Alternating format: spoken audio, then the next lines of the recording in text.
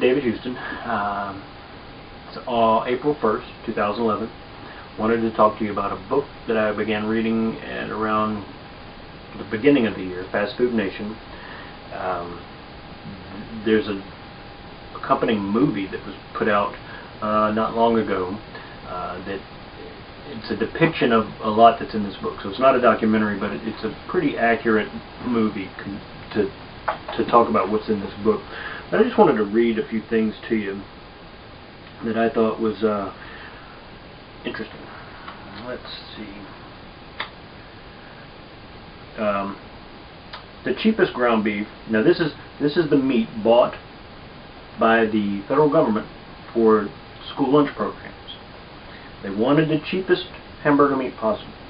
The cheapest meat usually would be the most contaminated meat.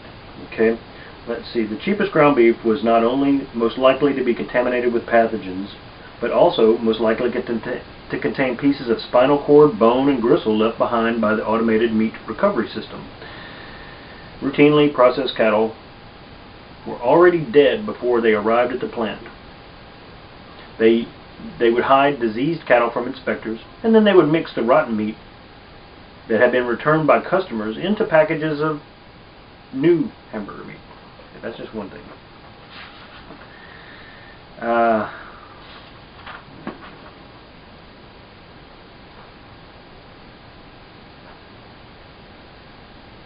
Says that today, anyone who brings raw ground beef into his or her kitchen must regard it as a potential biohazard, one that may carry extremely dangerous microbes, and you could get infected by very low doses of these microbes. It says you'd be better off eating a carrot stick that fell in your toilet than one that fell in your sink. Here's one. This is what really got me. This is when I stopped eating at fast food restaurants.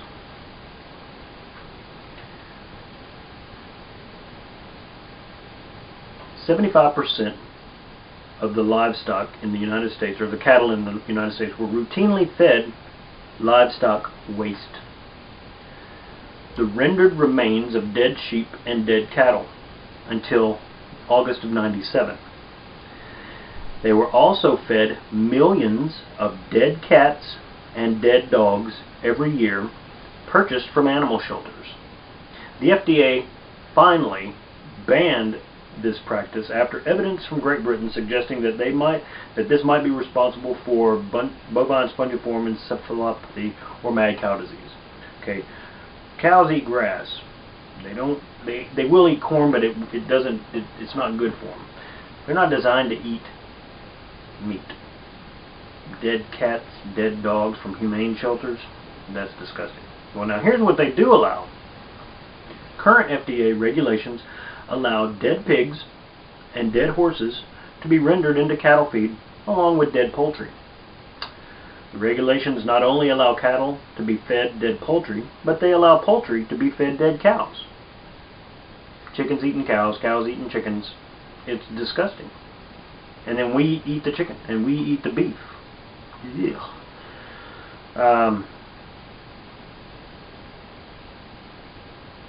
They're designed to eat grass and maybe a little grain. I mean, they have 4 stomachs for a reason. So again, but they're not designed to eat other animals. But see, it's cheap. It goes into talking about how they would scoop up the crap or litter from chickens along with the sawdust and turn that into cow food. So they're feeding cows chicken crap and sawdust in addition to dead chickens and dead pigs, and they were feeding them dead cats and dead dogs, dead horses. What in the world are these people thinking? I mean, that's disgusting. Now, granted, this book goes into the history of fast food, and there's a chapter in here about potatoes. It's pretty cool as far as they take some kind of a pressurized water cannon, and they shoot these potatoes down it, and they shoot them into a grid of knives, and it slices them into French fries. That's pretty interesting.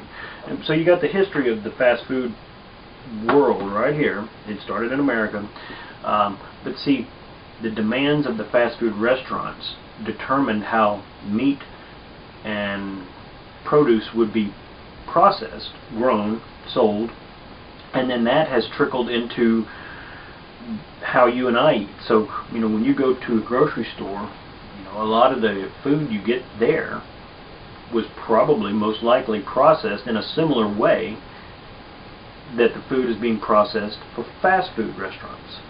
And so just want you to be aware of these things, because then you can make a better decision as to what you want to feed yourself and your family. Do you want to feed your family meat that's been contaminated? Yes, you need to cook it. And there's a scene from the movie where they talk about, you know, what's in the meat, just cook it to kill it. Jeez, that's just gross. So again, if you've never read this book, it's a great book. It's an eye-opening book. I can only encourage you to read it yourself. You'll change how you eat, that's for sure, and probably for the better. And it also mentions how fast food and obesity in North America has grown significantly together, and basically the fast food industry has caused the obesity problem. Not entirely, but main cause. And so again, if you're overweight, maybe you want to quit eating so many hamburgers or french fries at your local fast food place. Again, it's up to you to make the decision. And I think that if more people knew about this stuff, we wouldn't have such the proliferation that we do in this country and around the world, because the chapter I'm in now is talking about the multinational corporations, where you have these fast food chains branching out into other countries that never ate food like what we tend to think is American food. And guess what's happening in those countries? Degenerative diseases and overweight problems, because they're eating the crap that we have grown accustomed to. So again, it's time to wake up, time to snap out of it. You don't have to eat that. You can, you know, choose wisely and eat something else. Grow your own food. You know, that's the best, safest way. It's the cheapest way too. It takes more effort, more energy, definitely that.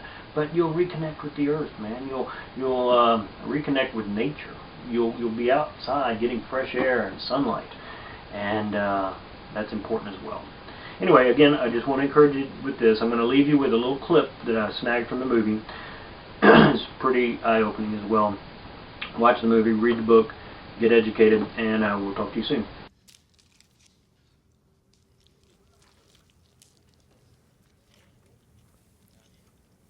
You know, I think there might be a little bit of shit right here in this meat. Just a little bit, microscopic. Your tests say that the meat we're getting from UMP is clean. It's not. I've seen independent tests that say that it's not. There's always been a little shit in the meat. You've probably been eating it your whole life. Yeah. Well, I prefer not to, Harry. Well, I don't know who you've been talking to, Don. But there's absolutely nothing illegal going on here. Okay? Meat is supposed to be cooked. And the grills at Mickey's are calibrated carefully to make sure it kills every little bit of the bad stuff that's in there. Yeah, that might be kind of tough to explain to our customers. Explain what? Listen, there is cow shit in our meat because we're running the line too fast. Just cook it. That's all you need to do. You see, this is one of the things that's just bugging me about this country. Really bugging me. Americans have become these great big fraidy cats, afraid of everything. Everything's got to be sterile and germ-free. Well, everybody needs to grow up. That's what they need. You want to be safe, huh? Perfectly safe? Well, forget about it. That's not going to happen, okay? And everybody just needs to get that through their head. Just cook the meat, and you'll be fine. I can't believe I'm hearing this. I mean, you've known all about this? I'm shocked. Donnie boy, you just got to try and step back and look at the big picture. 40,000 people die in automobile accidents every year. Does that mean Detroit should stop making cars? Does it? Of course not. You ever been down to Mexico? What's that have to do with anything? It's beautiful down there. Really beautiful. Great beaches. Gorgeous. But poor. Poorest fucking place I've ever been, I think. Guy down there, Makes $3, maybe $4 a day. A day, Don. Now, that same guy, he comes up here, he gets a job working for UMP, making $10 an hour. That's more money in one day than he makes back home in a whole month. So, frankly, I don't see the problem. Nobody's making these people come up here, right? Nobody's telling them to come work for UMP. Okay, but that's not the point. And you know what? I admire these people, okay? I really do. They're hard workers. They're working hard, and they're trying to improve their lives, okay? Now, isn't that what our ancestors did? Isn't that what made this country the great country that it is today? Huh? And you want to try and stop them? You want to tell them that you know what's best for them? Most people don't like to be told what's best for them. Well, what's going on at UMP is unacceptable. And I'm gonna have to tell Jack about all this. I'll tell Jack, huh?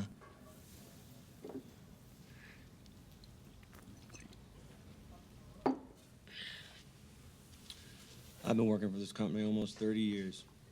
Hell, I grew up right down the street from the Nathans when we were all back in Muncie. So, here's my little piece of friendly advice to you, Donnie boy.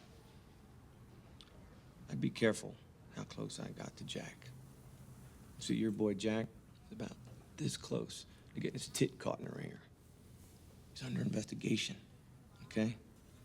Cooking the books, patting his expense account, not to mention boning his own secretary, okay? And that is not the kind of company that we want to run. Louise? That's right.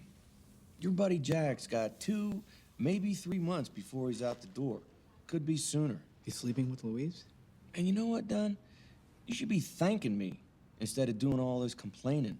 I negotiated a hell of a good price with UMP, okay? I negotiated a great price for your fucking meat.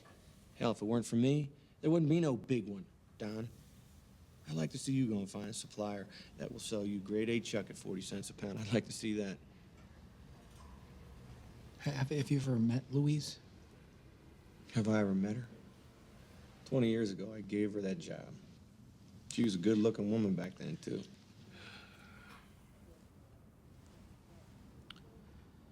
It is a sad fact of life, Don.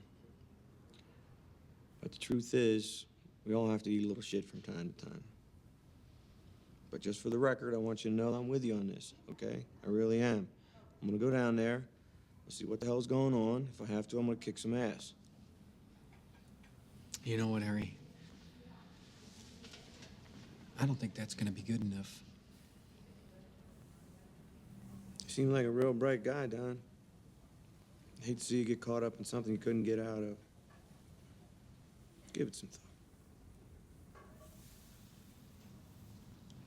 You take some of these fries home with you.